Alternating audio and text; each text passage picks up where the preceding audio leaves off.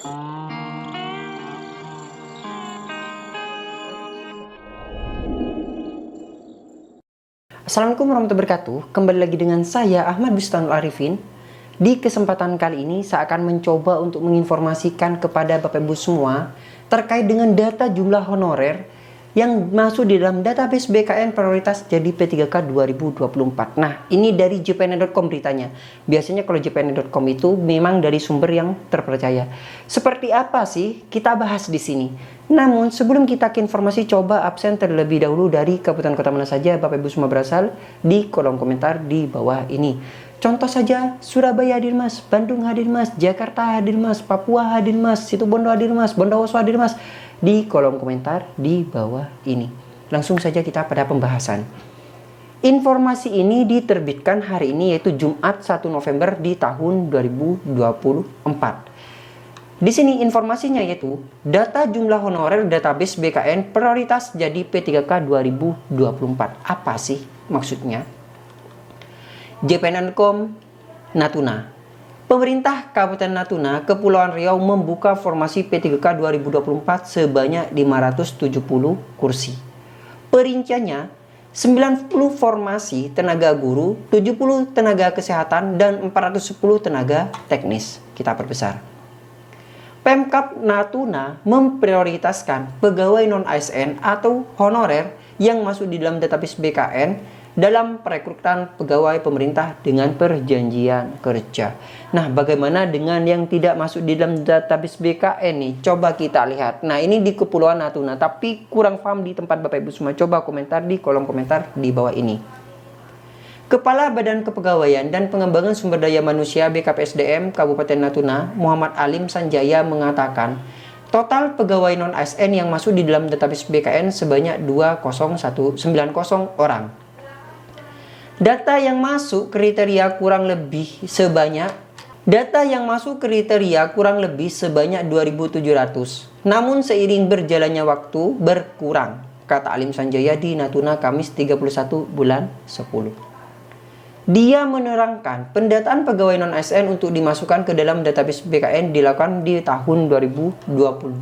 Memang benar, di tahun 2022 itu ada beberapa instruksi dari Menpan RB, khususnya ada surat khusus di mana semua honorer yang memenuhi syarat, ingat yang memenuhi syarat itu bisa dimasukkan di dalam database BKN.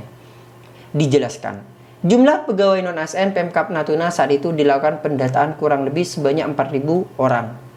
Banyak yang tidak masuk kriteria pegawai non-ASN karena masuk rumpun kebersihan, keamanan, pengemudi, serta ada yang umurnya belum cukup atau umurnya sudah lewat, serta pengalaman kerjanya belum cukup, ujar dia.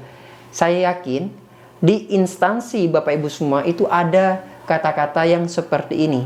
Tenaga keamanan, kebersihan itu tidak masuk di dalam database BKN. Sama, di Natuna juga ada seperti itu. Bondowoso pun juga ada. Nah, kita lanjutkan informasinya. Dia menerangkan saat ini total pegawai non-ASN atau honorer yang mendaftar P3K 2024 kurang lebih sebanyak 1.900 orang. Oleh karena itu, tadi ada yang meninggal, ada yang ikut CPNS. Kalau sudah mendaftar atau ikut CPNS tidak bisa lagi untuk mendaftar P3K. Benar, yang saya sampaikan di kesempatan video sebelumnya bahwasanya dari dasar rekrutmen itu adalah Permenpan RB nomor 6 di tahun 2024 yang sudah saya jelaskan di kesempatan sebelumnya. Dan Bapak Ibu semua hanya diberi satu kesempatan untuk mendaftar di seleksi CSN tahun 2024 ini di dalam satu tahun anggaran.